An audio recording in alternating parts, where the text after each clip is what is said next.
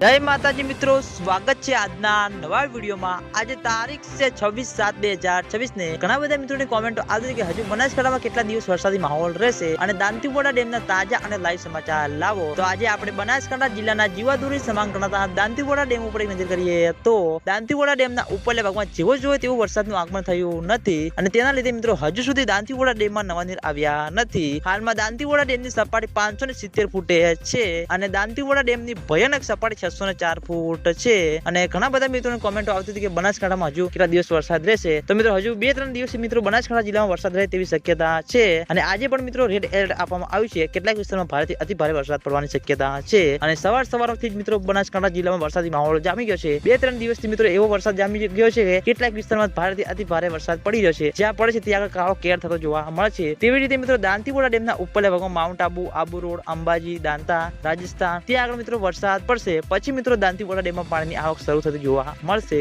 અને દાંતીવાડા ડેમમાં પાણીની આવક શરૂ થશે તો સૌથી પહેલા તમને બધાને આ ચેનલ દ્વારા વિડીયો બનાવીને જાણ કરવામાં આવશે। એટલે તમે બધા અમારી ચેનલ ઉપર નવા હોય તો વિડીયોને લાઈક કરી દેજો, કોમેન્ટ કરી દેજો અને ચેનલને સબસ્ક્રાઇબ પણ કરી દેજો। તો મિત્રો જય માતાજી।